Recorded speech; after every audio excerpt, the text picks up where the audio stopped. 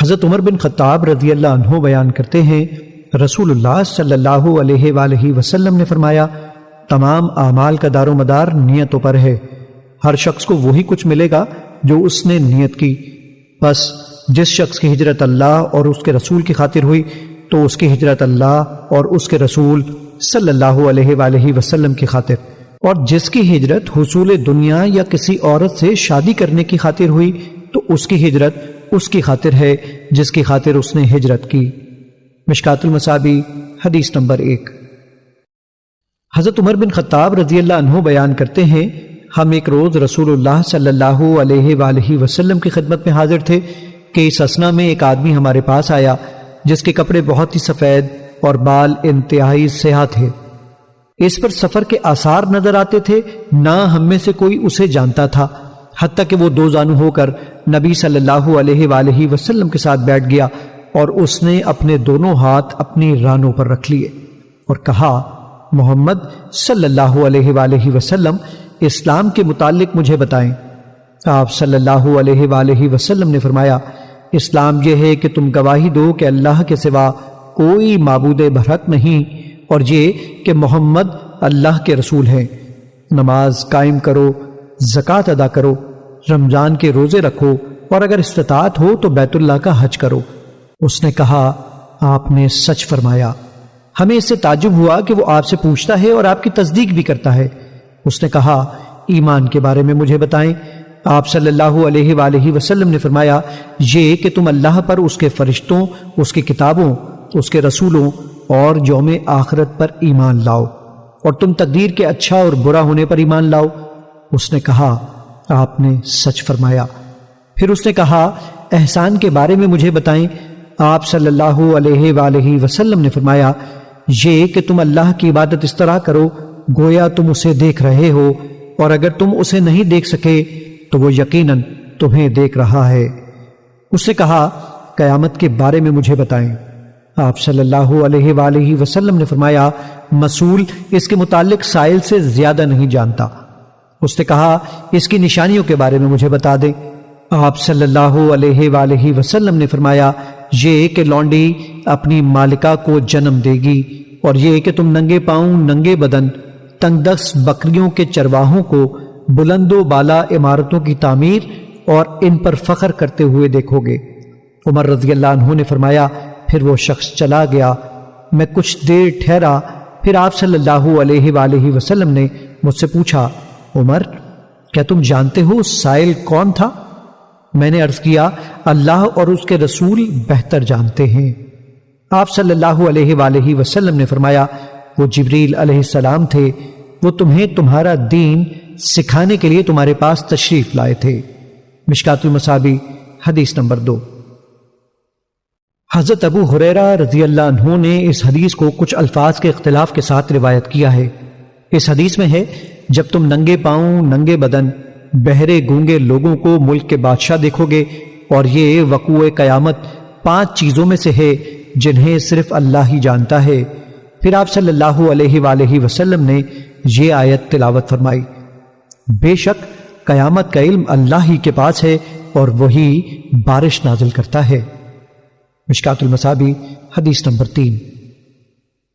حضرت ابن عمر رضی اللہ عنہ بیان کرتے ہیں، رسول اللہ صلی اللہ علیہ وآلہ وسلم نے فرمایا، اسلام کی بنیاد 5 چیزوں پر رکھی گئی ہے، گواہی دینا کہ اللہ کے سوا کوئی معبود برحق نہیں، اور یہ کہ محمد صلی اللہ علیہ وآلہ وسلم اس کے بندے اور اس کے رسول ہیں، نماز قائم کرنا، زکوٰۃ ادا کرنا، حج کرنا اور رمضان کے روزے رکھنا۔ مشکات المصابیح حدیث نمبر 4۔ حضرت ابو ہریرہ رضی اللہ عنہ بیان کرتے ہیں، رسول اللہ صلی اللہ علیہ وآلہ وسلم نے فرمایا، ایمان کی 70 سے کچھ زائد شاخیں ہیں، ان میں سے سب سے افضل یہ کہنا ہے کہ اللہ کے سوا کوئی معبود برحق نہیں، اور سب سے ادنا یہ ہے کہ راستے سے تکلیف دہ چیز کو ہٹا دینا، اور حیا بھی ایمان کی ایک شاخ ہے۔ مشکات المصابیح حدیث نمبر 5۔ حضرت عبداللہ بن عمر رضی اللہ عنہ بیان کرتے ہیں، رسول اللہ صلی اللہ علیہ وآلہ وسلم نے فرمایا، مسلمان وہ ہے جس کی زبان اور ہاتھ سے مسلمان محفوظ رہیں، اور مہاجر وہ ہے جو اللہ کی منع کردہ چیزوں کو ترک کر دے۔ یہ صحیح بخاری کی روایت کے الفاظ ہیں، جبکہ صحیح مسلم کی روایت کے الفاظ ہیں۔ فرمایا کہ کسی آدمی نے نبی صلی اللہ علیہ وآلہ وسلم سے دریافت کیا، کون سا مسلمان بہتر ہے؟ آپ صلی اللہ علیہ وآلہ وسلم نے فرمایا، جس کی زبان اور ہاتھ سے مسلمان محفوظ ہوں۔ مشکات المصابیح حدیث نمبر 6۔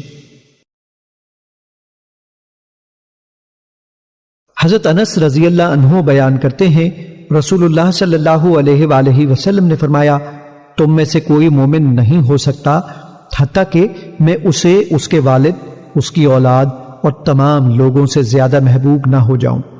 مشکات المصابیح حدیث نمبر 7۔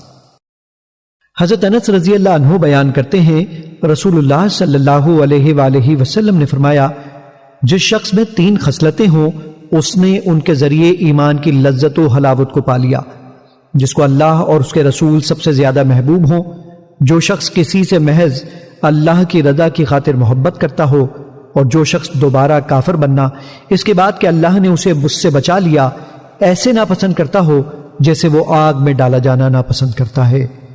مشکات المصابیح حدیث نمبر 8۔ حضرت عباس بن عبد المطلب رضی اللہ عنہ بیان کرتے ہیں، رسول اللہ صلی اللہ علیہ وآلہ وسلم نے فرمایا، جو شخص اللہ کے رب ہونے، اسلام کے دین ہونے اور محمد صلی اللہ علیہ وآلہ وسلم کے رسول ہونے پر راضی ہو گیا، اس نے ایمان کی لذت کو پا لیا۔ مشکات المصابیح حدیث نمبر 9۔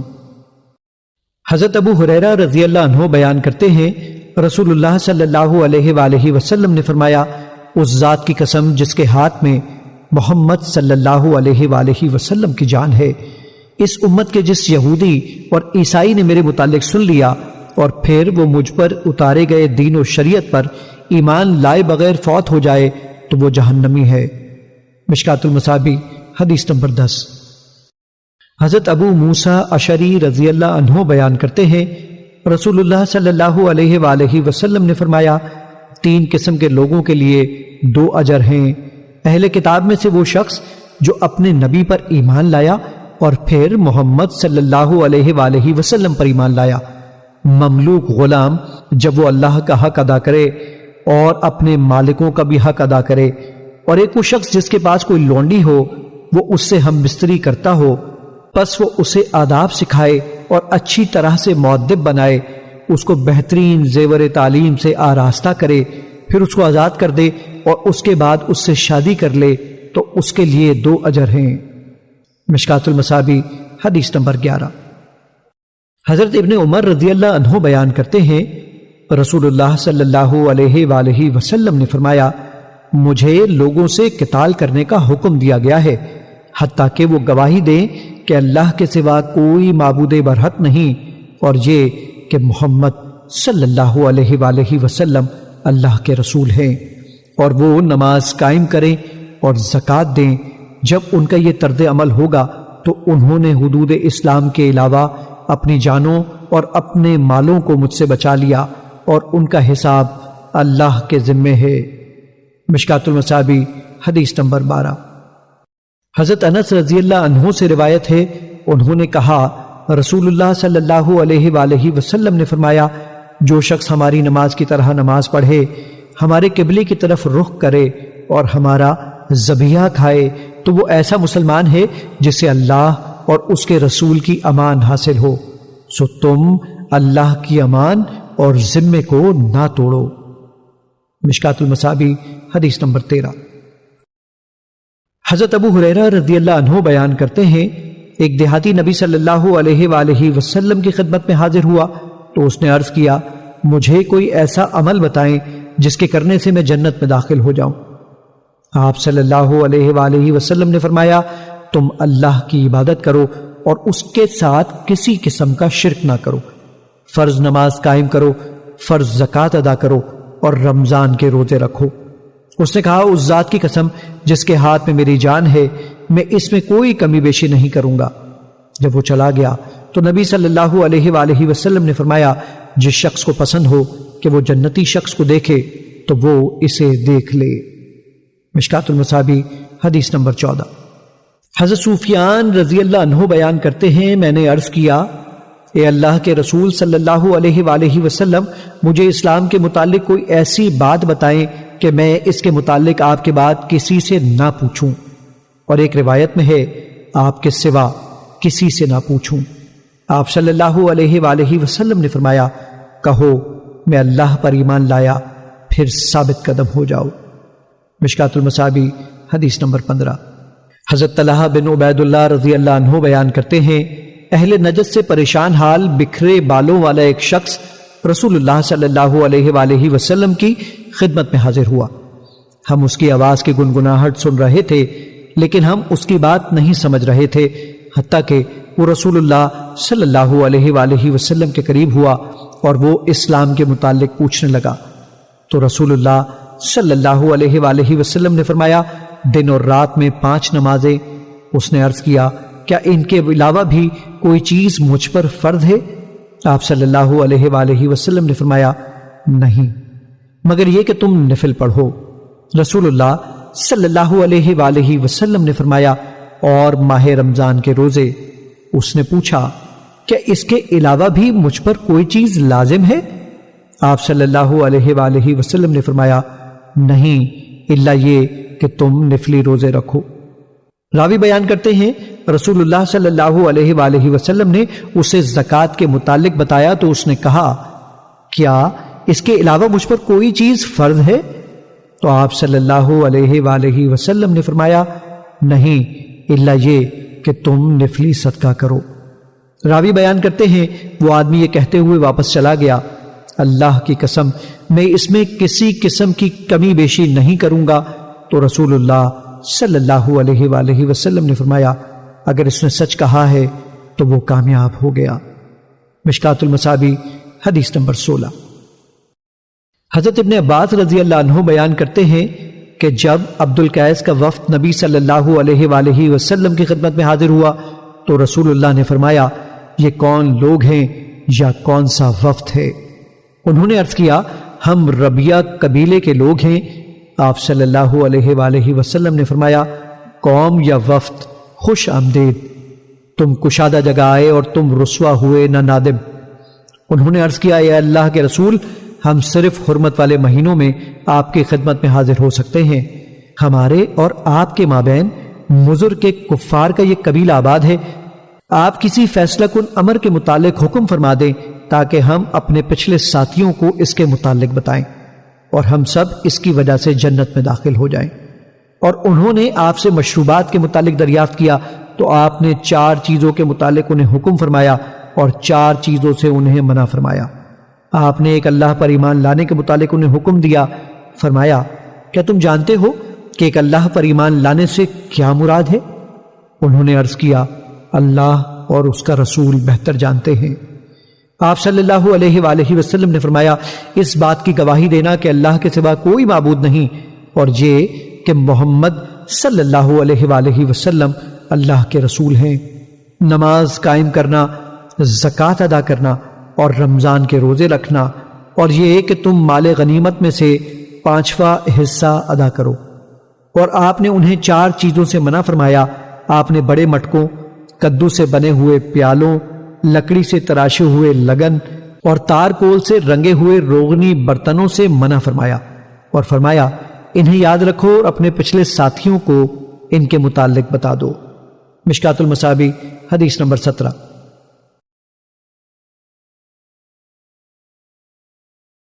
حضرت عبادہ بن صامت رضی اللہ عنہ بیان کرتے ہیں، رسول اللہ صلی اللہ علیہ وآلہ وسلم نے جب آپ کے صحابہ کرام کی ایک جماعت آپ کے گرد جمع تھی، فرمایا، تم اس بات پر میری بیعت کرو کہ تم اللہ کے ساتھ کسی کو شریک نہیں بناؤ گے، تم چوری کرو گے نہ زنا کرو گے، تم اپنی اولاد کو قتل کرو گے نہ اپنی طرف سے کسی پر بہتان لگاؤ گے، اور نہ ہی معروف میں نافرمانی کرو گے۔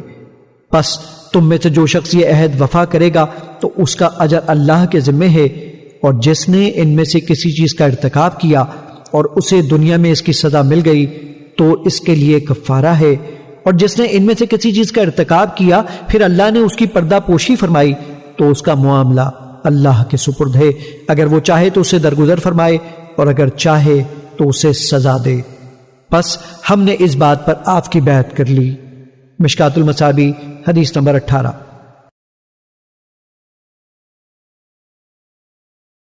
حضرت ابو سعید خدری رضی اللہ عنہ بیان کرتے ہیں، رسول اللہ صلی اللہ علیہ وآلہ وسلم عید الاضحیٰ یا عید الفطر کے موقع پر عیدگاہ کی طرف تشریف لائے تو آپ خواتین کے پاس سے گزرے تو فرمایا، خواتین کی جماعت صدقہ کرو کیونکہ میں نے جہنم میں تمہاری اکثریت دیکھی ہے۔ انہوں نے عرض کیا، اللہ کے رسول کس وجہ سے؟ آپ صلی اللہ علیہ وآلہ وسلم نے فرمایا، تم لان تان زیادہ کرتی ہو اور خاوند کی ناشکری کرتی ہو۔ میں نے تم سے زیادہ کسی کو دین اور عقل میں نقص رکھنے کے باوجود پختہ رائے مرد کی عقل کو لے جانے والا نہیں پایا۔ انہوں نے عرض کیا، اللہ کے رسول ہمارے دین اور ہماری عقل کا کیا نقصان ہے؟ آپ صلی اللہ علیہ وآلہ وسلم نے فرمایا، کیا عورت کی گواہی مرد کی گواہی سے نصف نہیں؟ انہوں نے کہا، جی ہاں، کیوں نہیں؟ آپ صلی اللہ علیہ وآلہ وسلم نے فرمایا، یہ اس کی عقل کا نقص ہے۔ آپ صلی اللہ علیہ وآلہ وسلم نے فرمایا، کیا جب اسے حیض آتا ہے تو اس وقت وہ نماز اور روزہ ترک نہیں کرتی؟ انہوں نے عرض کیا، کیوں نہیں، ایسے ہی ہے۔ آپ صلی اللہ علیہ وآلہ وسلم نے فرمایا، یہ اس کے دین کے نقص میں سے ہے۔ مشکات المصابیح حدیث نمبر 19۔